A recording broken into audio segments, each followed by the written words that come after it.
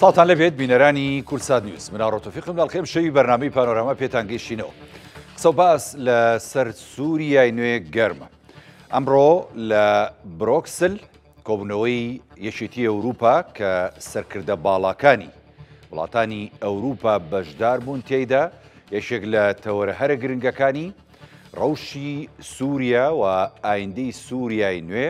و لە نێوێدا سەرجەم پێکاتەکان بە دیاریکراوی کووردە و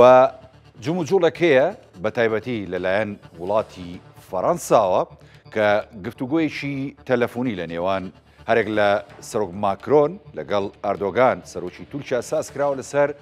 ڕەوشی کورد و ئەو گۆڕانکارانی کە لە سووریا هاتۆتە ئاراوە بە دیاریکراوی لەو پەیوەندی تەلەفۆنیەدا زۆر باس و گرنگی کورد خراوەتە ڕوو لەلایەن سەرۆک ماکرۆنەوە. قسەکە ئەوەیە کە هەوڵێک هەیە ینی ڕۆژاوی کوردستانی ژۆکو چۆن لە ساڵی 91 ینی فەڕەنسا ڕۆڵی هەبوو لە پاراستنی کورد لە باشووری کوردستان بە هەمان شێوە ئەم ڕۆڵە بۆ کوردانی ڕۆژاوی کوردستان بجێڕێت. ئایندەی سووریای نوێ لە چوارچێوەی ئەو گۆڕانکارانی کە هاتۆتە پێشەوە چۆن دەبێت و وڵاتانی هەرێمایەتی نێودەوڵەتی زلهێز یەکێتی ئەوروپا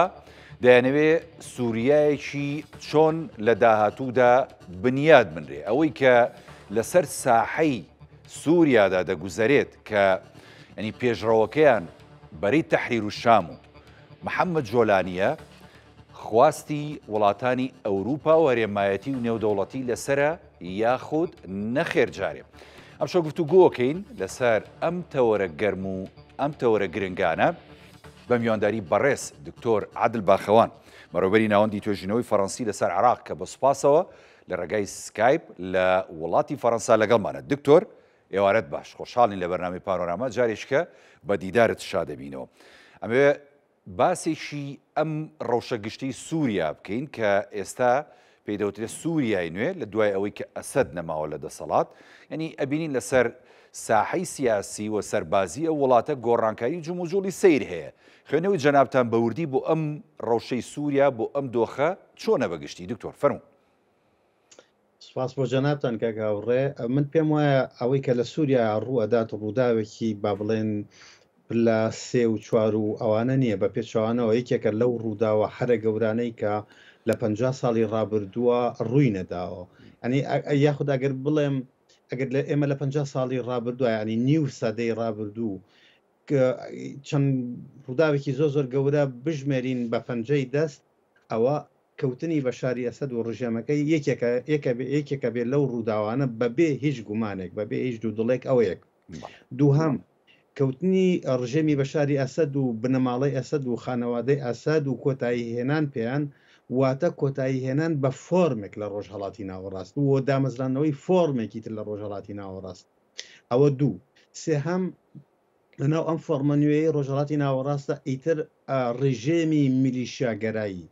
ڕژێمی میلیشیاگەرایی پێشکەوتنی ئەسەد یەکێک بۆ لە پایە هەرە بەهێزەکانی بیناکردنەوەی ڕۆژهەڵاتی ناوەڕاست لە عێراقا، لە سووریا، لە لیبیا، لە یەمەن، لە سوودان و لە لوبنان. بەڵام کەوتنی سووریا کۆتایی بەم جۆرە بەم پایەی بیناکردنەوەی ڕۆژهەڵاتی ناوەڕاست لەسەر ڕژێمی میلیشیاگەرایی دێنێ. ئەوە خاڵێک تریش کە زۆر گرنگە ئەوەیە کە ئێمە ئەکتەرێکمان هەیە کە ئێستا لە چەقی دەسەڵاتە لە سووریا لە دیمەشق. ئەم ئەکتەرە بە قۆناغی داعشا تێپەڕیوە، دوای ئەوە بۆ بە ئەلقاعیدە بە قۆناغی وەفلتەری ئەلقاعیدا تێپەڕیوە، دوای ئەوە تێگەیشتوە لەوەی نەقاعیدا داعش وەڵامی داواکاری و بەرژەوەندی و چاوەڕوانی جەماوەرەکەی ئەداتەوە، نە ئەلقاعیدە ئەتوانێت ئەمە بکە. بۆیە دوای مڕاجعەیەکی قوڵی خۆی و بە هاوڕێتی بێگومان چەندین ڕاوێژکاری وڵاتانی ناوچەکە بە تایبەتی قەتەری و تورکی تێگەشت لەوەی کە ئەبێ ببێ بە سووری، ئەبێ خۆی بە سووری بکات و ئەبێ واز لە جیهادی گلۆبال بێنێ بۆ جیهادی لۆکاڵ، واتە جیهاد لە ئاستی سووریایە، واز لە جیهادی ترانس تەریتۆری یعنی با بڵێن جیهادی بێخاک بێنێ بۆ جیهادی بەخاککردن واتە خاکەکەی سووریایە. ئەمە وای لەوەکت کە تەماشاکەی لە عهدی ئەوە لە حکوومەتە کاتیەکەی ئەو لە ئیدلیب کە ئیدلیب وەکو جارێکی کەشوتم هەژارترین پارێزگای سووریایە توانیوێتی حکوومەتێکی کاتی دروست بکات لەژێر دەسەڵات و حکمڕانی ئەوە هەرچی سەرکردەکانی داعش هەبوو لەلایەن CIA ئەمریکا و مخابراتی وڵاتانی ئەوروپاوە هەمویان لە ناوبران بە ئەبوبەکری بەغاشەوە و هەروەها هەرچی سەرکردەکانی ئەلقاعیدایە هەر هەمویان کوژران. ئەمە بەڵگەیە لەسەر ئەوەی کە عەهدێکی نوێ لە سەردەمی ئەحمەد شەڕ لە سووریا دەست پێکە. پرسیارە سەرەکیەکە ئەوەیەکە ئایا ئەم سووریایی نوێ ئەحمەد شەرع سەرکەوتووە بێ لەسەر ئەو بیناکردنەوەی لەسەر گرێبەستێکی سیاسی و کۆمەڵایەتی لە نێوان ئەو سیانزە پێکهاتە سەرەکیی کە کۆمەلگای سووریا پێکێنن، یاخود ئەوەیە کە سووریای داهاتوو لەسەر هەمان ڤیژن و ڕوانین و ڕوئیای ئەو حکوومەتە کاتەیە کە ئێستا لە دیمەشق دروستی کردووە. ئەو حکوومەتە کاتی کە ئێستا لە دیمەشق دروستی کردەوە و لە 1 مارسی ساڵی داهاتوو کۆتایی ئەبێ کۆتایی پێبێ، تەماشاکەی بە هیچ شێوەیەک پرسی بە سوپای نیشتمانی سووری نەکردووە کە پرۆکسی تورکیان، بە هیچ شێوەیەک پرسی بە بریگاد و با بڵێن کەتیبەکانی دەرعا نەکردووە کە یەکەم کەتیبە بوون ڕۆشتە ناو دیمەشقی بە شاری ئەسەدەوە، بە هیچ شێوەیەک عەلەویەکانی بەشدار پێ نەکردووە، بە هیچ شێوەیەک دروزەکانی بەشدار پێ نەکردووە، بە هیچ شێوەیەک مەسیحەکانی بەشدار پێ نەکردەوە و لە پێش هەمووشیانەوە لە دوور لە نزیک حسابی بۆ ئەو هێزە بە هێزەی قەسەدە نەکردووە کە لە سەدا 20 خاکی سووریای لەبەردەسایە. ئەمان خاتە بەر مەترسی ئەوەی کە چ عەقڵێتێک چ ڕوانینێک چ ڤژنێک سووریای داهاتوو بیناکاتەوە. ئایا بەرەو ئەم مۆدێلە ئەڕۆین یاخود بەرەو مۆدێلی گرێبەستێکی کۆمەڵایەتی، یاخود لە دەرەوەی ئەم دوو مۆدێلە وەکو لیبیا و یەمەن و سوودان ئەکەوینە ناو جەنگی هەمووان دژی هەمووانەوە. ینی شیکردنەوەیشی زۆر ورد و ئەکادمی و ینی گرنگت کرد لەسەر بە تایبەتی ئەم ڕەوشەنووی کە ئێستا لە سووریا هاتوۆتە ئاراوە دکتۆر، ینی یەک خاڵیکە هەر لەسەر بابەتی کەسایەتی ئەحمەد شەرع ینی محەممەد جۆلانی. بۆ نمونە بەری تەحریر الشام ینی جەنابەت باگراوندە مێژووی و جیهادیەکەی ئەم کەسەت خستە ڕوو، ڕاستە لە قاعیدەوە بۆ داعش، لە داعشەوە بۆ کەسایەتیە کە حکومی لە بکە لەوێ دەسەڵاتێکی کاتی و موقت پێگەێنێت، کۆمەڵێک بەری ئۆپۆسیۆن لەوێ بەشدارە بن. بەڵام خۆی پرسیارە هەرە گرنگەکە ئەوەیە بەری تەحریر الشام لە چەند لایەکی ئۆپۆزیسیۆنی چەکداری سووریا پێک دێن. ئێستا کە ینی واجهەکە ئەحمەد شەرع و ینی شۆڕسوارەکەیان ئەحمەد شەرع بۆتە ینی چۆنەڵی یەکێک لە فەیسە هەرە دیارەکانی دەسەڵاتی نوێ لە دوای ڕوخانی ڕژێمەکەی بەشار ئەسەد، گرنگ ئەوەیە ئەم کەسە هەر خۆیەتی یاخود نەخێر ئەوەی کە لە مقاومە و جیهادە کۆنەکەی ڕابردوودا دژی ئەسەد شەڕیانە کرد، ئەمانی ژوان و لە پشت ئەحمەد شەرعەوەن، یاخود نەخێر ئەحمەد شەرع لە ئێستادا لە بڕیاردان و لە دەسەڵات و لە سووریای نوێدا حسابات بۆ ئەم لایەنانە ناکا بە هیچ شێوەیەک، ئەگەر نایکا مەترسیەکەی چێ بەڕاستی دکتۆر عادل؟ ئەمە پرسیارێکی زۆر جوانە. ئێمە سەرەتا با لەو بەڵگە نەویستەوە دەست پێ بکەین کە خۆت وتت ئەحمەد شەرع وەکو ئەکتەر خۆی گۆڕانکاری ستراکتۆرال بەسەر ئایدۆلۆژیایە هاتووە و بەسەر پەیوەندی تەنزیمەکەشی هاتووە، واتە پچڕانی پەیوەندی ئەو لەگەڵ قاعیدە ئەو دابڕانە ئیپستیمۆلۆژیەی کە دروست ئەبێ لە نێوان ئەحمەد شەرع و ئەلقاعیدە بەتەنها ئایدۆلۆژی نییە، بەڵکو و تەنزیمیشە، ئۆرگانیزاسیۆنێلە، ڕێخستنە، واتە لە هەردوو ئاستەکە پەیوەندی بە قاعیدەوە نەماوە. بەڵام وەکو خۆت ئەڵێ ئەو تەخمینەی کە ئێستا لای ئێمە هەیە بەوەی کە ژمارەی ئەندامەکانی هەیئەی تەحریری شام کە لە نێوان لە لای کەمەوە 15,000 کەسن و لەلایەن هەرە زۆریەوە 30,000 کەسن، واتە لەو بەینان لە نێوان 15 بۆ 30,000 کەسن. ئایا ئەمانە توانیویانە هاوڕێتی ئەحمەد شەرع بکەن بەوەی کە لەسەر ئاستی ئایدۆلۆژیا بەلای کەمەوە پەیوەندەکانی خۆیان لەگەڵ ئیسلامیزمی ڕادیکاڵا بپشڕێنن؟ ئایا ئەمانە توانیویانە ئەو سۆسیالیزاسیۆن و پرۆسێسی بە کۆمەڵایەتی بوونی ئاینیان بە ڤیژن و ڕوانینی ڕادیکالیزا بوون و بینینی دنیا وەک سەرزەمینێکی جیهاد، واتە لادەیەکی بچووکی جیهادی ئەوەی کە پاریس و دیمەشق بەیەکەوە ئەبەستێتەوە، واتە پەلەمەردانی ڕۆستۆرانتێک لە نیویۆرک وەکو پەلەمەردانی ڕۆستۆرانتێک لە بەغدا ئەبینێ؟ ئایا ئەمە کۆتایی پێ هاتووە لایەن یاخود ئەوەی کە گۆڕانکاریە سەرەکیەکەی بەسەر هاتووە تەنها ئەحمەد شەرع؟ ئەوەندەی کە سۆسیۆلۆگەکانی ئێمە لە فەڕەنسا و لە سویسرا و لە بەلجیک و تەنانەت بەشێک لە ڕۆژنامەنووسەکانی ئێمە سەردانی ئیدلیبیان کردووە و بە هەفتە تیا ماونەتەوە لە ئیدلیب ینی پێش ئەوەی کە دیمەشق بکەوێت پێش ئەوەی کە ئەسڵن ئەم ئۆپەراسیۆنە دەست پێ بکە لە نێوان 2007 بۆ 2024 تێبینی ئەویان کردووە کە هەر لەناو هەیئەی تەحریری شامە ئەحمەد شەرع بە دەستێکی پۆڵاین لە هەر ئەکتەرێکی یاوە کە لەم خەتەر لای یابێ و بەپێی ئەم خەتەر بیری نەکرد بێتەوە بۆ نمونە مفتی فەرمی هەیئەی تەحریری شام کاتێک هاوڕان نەبووە لەگەڵ بۆچوونەکانی ئەحمەد شەرع هیچ سڵی لەوە نەکردوێتەوە کە بیکاتە زیندانەوە و بەپێی ئەو زانیاریانەی کە دەست ئێمە ئەکەون و بەرەو لای ئێمە دێن ئەوەیە کە تا ئێستا لە زیندانایە و نەهاتوەتە دەرەوە و هەروەها بەشێک لە سەرکردەکانی کە بەم شێوەیە یعنی بەم پارادیگمە نوێی ئەحمەد شەرع بیر ناکەنەوە هەموو ینی یاخود کوشتووە یاکت کردوێتی زیندانی و یاخت دووری خستوونەتەوە دکتۆر عادل ئاخر ئەمە جۆرێکیش نییە لە تاگڕەوی و جارێکی دیکە بردننی سووریا بەرەو حکمی تاکە کەسی خۆڕاستەوەی دیعاکە بۆ نمناڵێ ئێمە بەرەو هەڵبژاردنێکی دیموکراسیە ڕۆین بەرەو دانانی دەستورێگە ڕۆین بۆ هەموو سووریەکان و حکوومەتێک کە بەشداری هەموو پێکاتەکانی تیاابێ بەڵام ئەگەر خوێندنەوەکان ئەمە بێ بۆ کەسایەتی و بۆ ینی ڕەوشی ڕابردوو یاخود جوڵەکانی ڕابردووی ئەحمەد شەرع لە هەیئەی تەحریر شام ئێکەواتە توندڕە و تاگڕەوە بەڕاستی دکتۆر ئەگەر تۆ پێت وا بێ ئەحمەد شەرع ئینتیمای بۆ دیموکراسەتی لیبرال هەیە ئەمە ئێمە هەمومان بەهاڵا ڕۆشتوین ئەگەر تۆ پێت وا بێ ئەحمەد شەرع نوێنەرایەتی ڕاحی دیموکراسەتی ئەلێکسی دوتۆکڤیلا کات کە لەسەر کتێبە گەورەکەی لەسەر دیموکراسێت لە ئەمریکان وسوێتی ئەمە هەڵەیەکی گەورە ئەەکەین ئەگەر تەنانەت پێت وا بێ نوێنەرایەتی سۆسیال دیموکراسیە کاکە با بڵێن جۆرێک لە کۆمەڵایەتی و لە دیموکراسی بەیەکەوە گرێدا ئەوە ئێمە هەڵەیەکی زۆر گەورە ئەەکەین ئەحمەد شەرع هەموو شتێکە تەنها کەسێکی دیموکرات خواز نەبێ بەڵام پرسیارەکە بەڕاستی ئەمە نییە بۆ من ئیشکالێتەکە ئەمە نییە بۆ من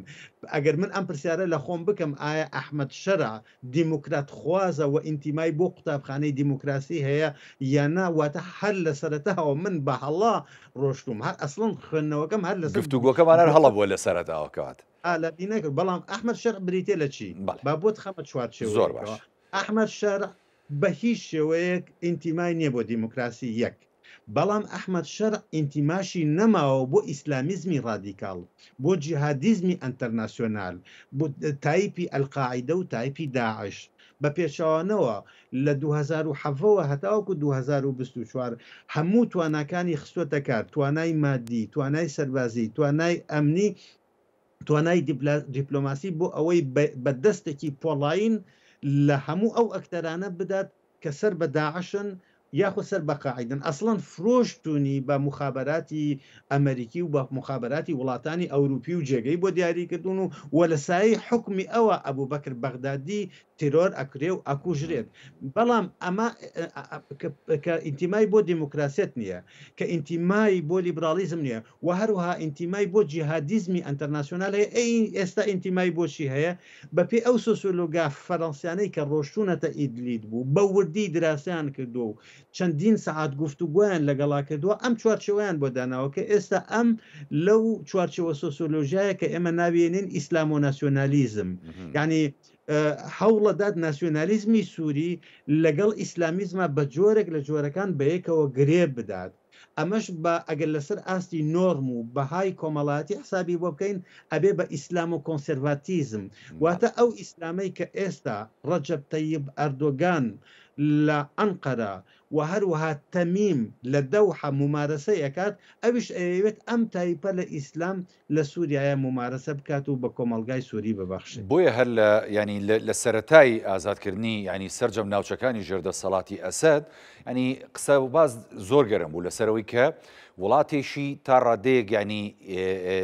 ئیسلامی پابند بە بەهاکانی ئیسلام لێ بنیاتەنێن یعنی کەواتە ئەوەی کە من تێگەیشتمەوەی جەناب داماژەی بووەکەی ئەوەی کە خوێندنەوەمان بۆ کردووە لە ینی بابەتی سووریا و ئەم شێوازە نوێی حکومڕانی کە لە سووریا ئەحمەد شەرع و هاوڕەکانیانەوێ پەیڕەوی بکەن مۆدێلێکی تورکی قەتەریە لەوێ کەواتە پرسیارەکە ئەوەیە ئەم مۆدێلە کەواتە بەلای ئەوروپیەکان ئەمریشیەکان تا ڕادەیەک ئیسرائیلیش و هەندێک لە وڵاتانی هێرێمایەتیش مەقبولە بۆ چونکە زۆرێک لە وڵاتانە ئەوە تا ئێستا پەیوەندی ڕاستەوخۆیان هەیە لەگەڵ بەری تەحریر و شام یعنی ئەمریکا نایشارێتەوە دەڵێ ئێمە پەیوەندیەکانمان لەگەڵ بەری تەحریر و شام هەیە و هەروەها ئیسرائیلی ژانی نەیشاردبووە بە هەمان شێوە هەندێک لە وڵاتانی هێرێمایەتیش کەواتە ئەم سیستەمە نوێی کە ئەگەر لە سووریا دێتە ئاراوە مەقبولیەتیشی گشتی لەسەرەی یاخودنا دکتۆر با من ڕاشکاوانە عەرزت بکەم ئێستا کۆمەڵگای نێودەوڵەتی بەگشتی و ئەمریکا و ئەوروپیەکان بە تایبەتی کاتێک گفتوگۆ لەگەڵ ئەحمەد شەرع و حکوومەتە کاتێکەکەی یەکەن کە تایەکی مارس بەردەوامە بێ کۆمەڵک مەرجان بۆ داناوە یەکێک لە مەرجەکان ئەوەیە کە ئەبێت زۆر بەتوندی وەکو چۆن لە ئیدلیب کردوێتی ئێستاش بەردەوام بێ بە دەستێکی پۆڵاین لە هەموو گروپە تیرۆریستەکان بدا بە تایبەتی ئەلقاعیدە و داعش ئەمەیەک دووهەم مەرجان بۆ داناوە بۆ ئەوەی مامەڵەی لەگەڵا بکەن بە شێوەیەکی فەرمی ئەوەیە کە ئەبێ بە ئەو حکوومەتەی کە لە داهاتووە دروستەکرێت حکوومەتێکی کراوە بێت کە جێگای هەموو پێکاتەکانی سووریای تار بێت ئەمە دوو سێهەم نابێت بە هیچ شێوەیەک سیاسەتی تۆڵەسەندنەوە لە پاشماوەی ڕژیم پاشماوە بە مانای تاوانبارەکان نا بە مانای قاعیدە کۆمەڵایەکە تێکەی ڕژیم دروست بکرێ و دابدرێ حاڵی چوار هەم نابێت بە هیچ شێوەیە کەمینەکان بە تایبەتی مەسیحیەکان و عەلەویەکان و ئیسماعیلەکان و دروست قەسابخانەیان بۆ دابدرێ وەکو داعش قەسابخانەی بۆ یەزیدیەکان و مەسیحەکان دانا لە مووسڵ و لە ڕەقە و لە چەند شوێنێکی تر کۆمەڵێک مەرجیتریان بۆ داناوە چونکە خۆ دەزانی سووریای ئێستا بە تایبەتی ئابوووریەکەی تەخت بووە لەگەڵ عەرزە هیچی نەماوە ئابووری نەماوە موچەی مامناوەندی لە سووریایە لە 25 دلار تێناپەڕێت لە مانگێکە بۆیە بەپێی ئەو تەخمینانەی کە هەیە لێرە لە پاریس سووریا بۆ ئەوەی خۆی بینا بکاتەوە پێویستی بە 500 ملیارد دلارە ئەم 500 میلیارد دلارە کەس ئامادە نییە بە بەلاش بیدا و ئەگە بەبێ کۆمەلگای نێودەوڵەتی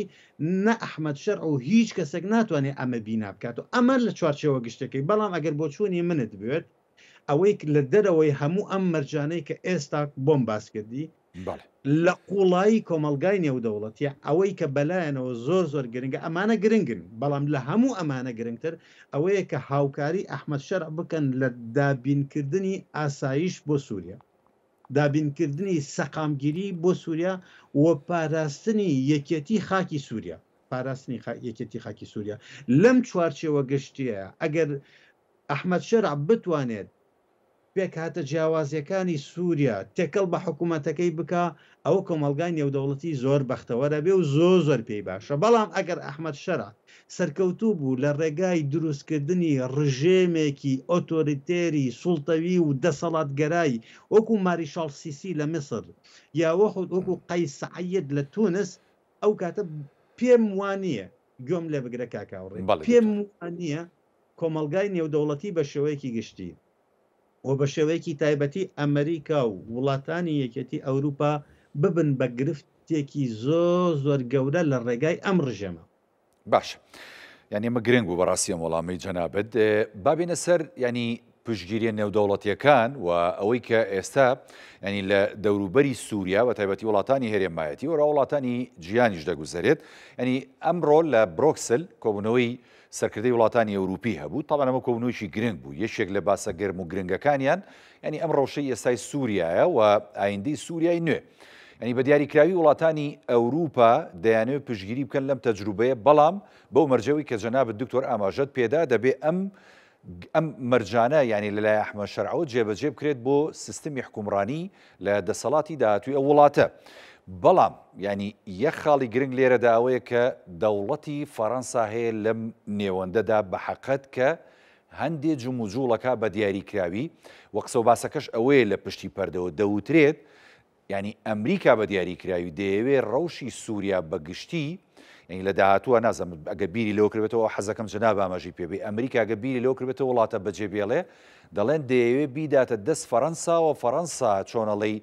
نەخشەی نوێی سووریا بەسەر جەمپێکاتەکانیەوە دابڕێژێ بۆ ئەمەیان جەنابەت ینی شیکردنەوە چیە دکتۆر نا ئەو زانیاریە پێویستی بە پێداچوونەوە هەیە بۆ چونکە فەڕەنسا هێزی ئەمریکای سەربازی نییە لە سووریا و فەڕەنسا قەیرانی زۆر گەورەی ستراکتۆرال و وجودی هەیە لە چەندین وڵاتی ئەفریقا. هێزی سەرباسی فەڕەنسا بەشی ئەوە ناکات لە یەک کاتا بە کیشوەری ئەفریقا و بە کیشوەری ئاسیا و بە کیشوەری ئەوروپا خۆتەزانی ئێمە گرفتێکی زۆر گەورەمان هەیە ئێستا لەسەر خاکی ئەوروپا لەگەڵ رووسیا کە جەنگی ئۆکرانایە و دوای ئەوە سەرڕای هەموو ئەمانە هێزی سەربازی فەڕەنسا بنێرین بۆ سووریا. نا فەڕەنسا ئەتوانێت هاوکارێکی بەهێز و کارا و چالاکی وڵاتە یەکگرتوەکانی ئەمریکا بێ، بەڵام فەڕەنسا ناتوانێت جێگایی نە ئەمریکا بگرێتەوە نە چاینا. ئەوە خاڵی یەکەم. خاڵی دووهەم تۆ باسی ئەوەت کرد کە فەڕەنسا گفتوگۆی لەگەڵ سەرۆک ماکرۆن گفتوگۆی لەگەڵ ڕەجەب تەیب ئەردۆگان کردووە. ئەمە زۆر بەڵام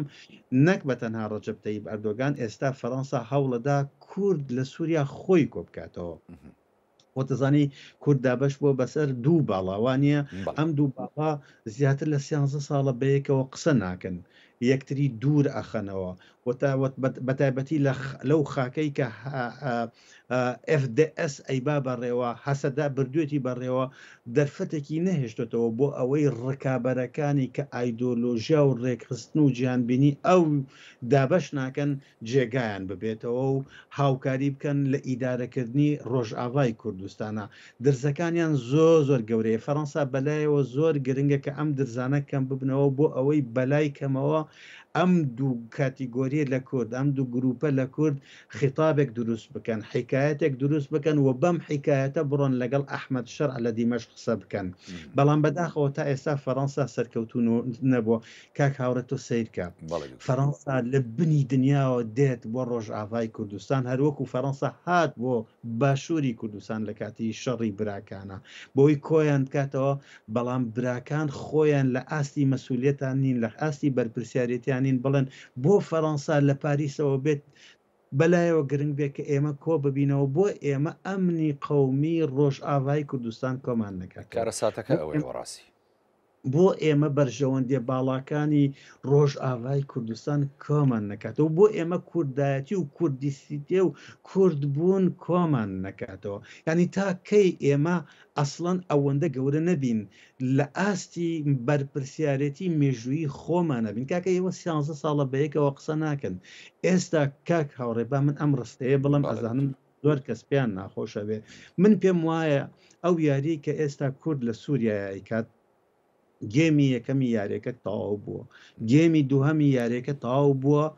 و ئێستا داوای وەقتی زایعەکەن، داوای ئەوە ئەکەن کە ناوبژیوانی یاریەکە چارەکێکیان بۆ تازە بکاتەوە بۆ ئەوی لەو چارەکە یاری بکەن. بە بۆچوونی من لەو چارەکە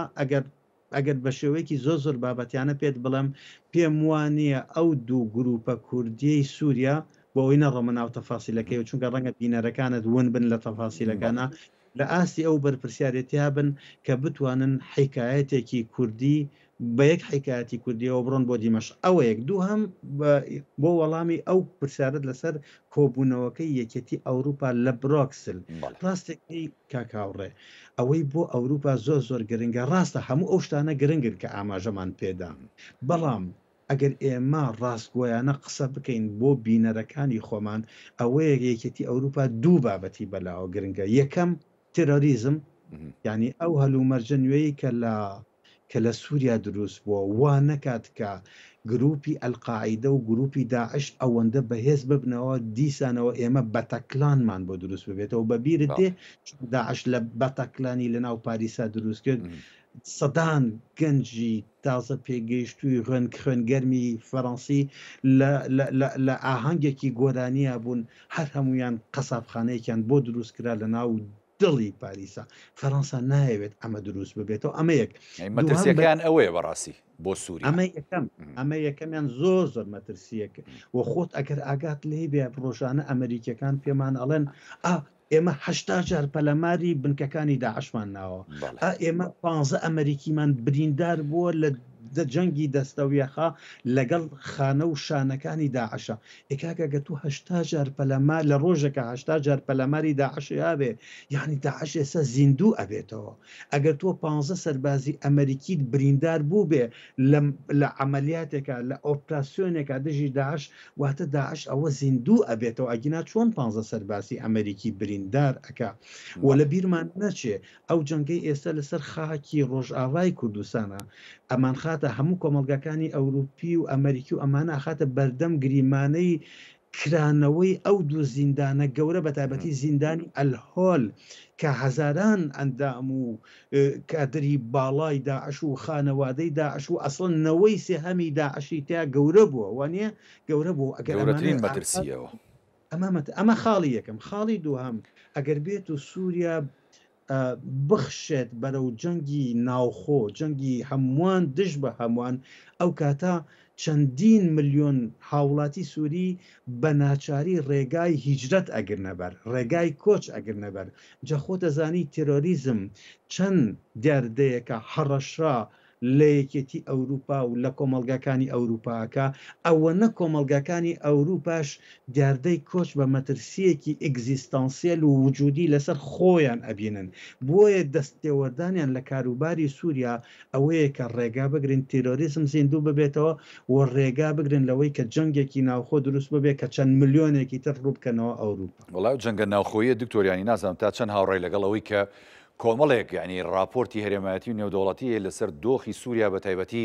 کە باز لە پاشماوەکانی بەشارەسە دەکەن چکە خۆ دەزانی 53 ساڵە ئەو وڵاتە لەلایەن حیزبی بەعس و کۆمەڵێک دەستگای استیخباراتی و مخابراتی بەڕێوە برێ ئێخۆ ئەمانە لە کونفەیەکوونێکە لە ماوەی 11 ڕۆژە هیچیان دیار نەمان بۆ چۆ چوون خۆر لە وڵاتی سووریە ماون چکەسە مەترسی ئەوانی ژیانی ناشارێتەوە دەوترێت لە هەر دەقە و ساتێکا بێ ئەوانە دەبنە هێزێشی کاریگەر بۆ بەرپەرشدانە و دیفاعکردن لە خۆیان ئەگەر وەکوی جەناب دامەژت پێدا تەصفیح حسابات لەلایەن ئەحمەد شەرع و بەری تەحریر شام و حکوومەتی نەی سووریا بەرامبەر بە پاژماوەکانی بەعز بێتە ئاراکەواتە و مەترسێ گەورەش بوونی هەیە هێشتا لە سووریا داوایە نە دکتۆر 100 لە هەزار ئەوە مەترسێکی زۆر گەورەیە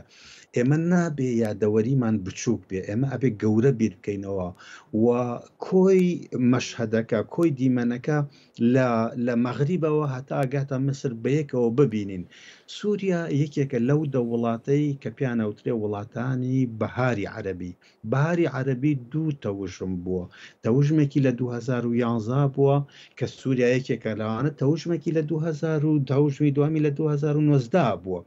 بەکو هەردوو تەوژمەکەەوە دە وڵاتیان هەیە من ئەو یەکێک لەو وڵاتانەی کە بەلامەوە زۆر گەرنگە کە بەراوردی بکەم لەگەڵ سووریا بەڕاستی لیبیایە لە لیبیایە کاتێک موعەمەر قەزافی و ڕژێمەکەی ئەکەوێت بە هاوکاری کۆمەلگای نێودەوڵەتی هاوکاری ئەمریکا فەڕەنسا بەریتانیا ئەڵمانیا ئیتالیا مەسر چەندین وڵاتی تری عەرەبی هەمویان هاتوون بۆ ئەوەی هاوکاریان بکەن بۆ ئەوەی حکوومەتێکی یەکێتی نیشتمانی دروستکەن هەر لە ڕاستی شاتوانیان حکوومەتێکی یەکێتی نیشتمانی دروست بکەن بەڵام ڕێک وەکو تۆ وتت گرفتەکە لە چیا بوو لەوا بوو پێش ئەوەی کە ڕژێمی قەزافی بکەوێت تۆ سەدان گروپی چەکداریت هەبووە سەدان کەتیبەی چەکداریت هەبووە و هەرێکێک لەم گروپ و کەتیبانە عمقی نێودەوڵەتیان هەبووە عمقی ڕۆژهەڵاتی ناوەڕاستیان هەبووە عمقی شیمالی ئەفریقایان هەبووە ڕەبت بوون بە ئەجەندەی یەکێک لە دەوڵەتەکانەوە هەندێکی خۆیان خاوەنی ئەجەندەی خۆیان بوون لەگەڵ وڵاتانی دەوروبەرە یاخود وڵاتانی کۆمەلگای نێودەوڵەتی یەکی نەگرتوێتەوە گرفتەکە لە چیا بووە ئەوەیە هەموو ئەم گروپانە چەکدار بوون بۆیە حکوومەتەکەی لیبیا تەنها 6 مانگی خایاند خەونی کۆمەلگای نێودەوڵەتی بۆ دروستکردنی لیبیایەکی ئاسایش کرا و لیبیایەکی سەقامگیر کرا و لیبیایەکی گەشەی ئابووری کە دەرگا بکاتەوە بۆ شەریکاتی ئەوروپی و ئەمریکی کە ئیستیسمار بکەن بە تایبەتی لە سێکتەری نەوتە چونکە خۆ دەزانین دەوڵەتێکی بوو هەر هەمووی دوای 6 مانگ کۆتایی پێهات وای لێ هات کە لە لیبیایە بوو بە جەنگی هەمووان دش بە هەمووان بوو بە غاباتێکی یەکجار گەورە سەدان گروپ ئەسڵن ئەو هەموو میلیشایە ئێمە توێژەرێکمان هەیە بەس ئیش لەسەر میلیشە ئەکا لە لیبیا یعنی ژمارەی میلیشیەکان لە لیبیا ئەوەندە زۆرن لە عێراقی خۆمان زۆرترن کە عێراق نمونەی سیستمی میلیشیاویە وای لێ هاتووە ئەوە چەندین ساڵە هێشتا ئەم جەنگە نەک هەر کۆتایی پێ نهاتووە بەڵکو لیبیا بە فەرمی دابش بۆ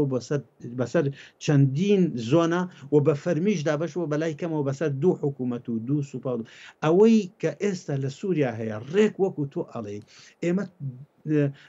بە پێیەکێک لە تایبەتمەندەکانی سووریا بە ئێمەڵێ 500 گروپی چەکداری تایە تۆ تەسەور 500 گروپی چەکداری تای تۆ لە عێراقە لەم عێراقی میلیشیاوی میلیشاگەراییە تەنها 80 گروپی چەکدارەت هەیە بەڵام سووریا 500 گروپی چەکداری دایە ئەلەم 500 ئەوەی کە تا ئێستا لە سەروی مەشهدەکەوەیە تەنها یەک گروپەکە هەیئەی تەحریری شامە کە لەلایەن تورکیا و وڵاتانی کەنداوە پشتگیری کراوە و لینکی ڕاستەخۆی لەگەڵ ئەمریکیەکانە هەبووە لەگەڵ ئەوروپیەکانە هەبووە بەڵام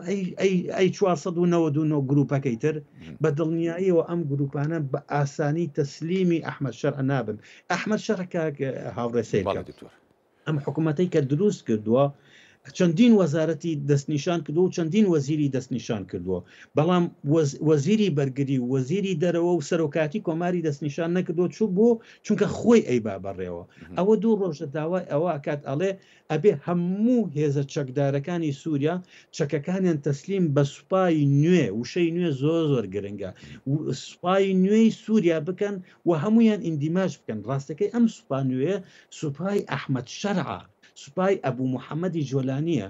ئایا سوپای نیشتمانی سووریا کە سەر بە تورکیان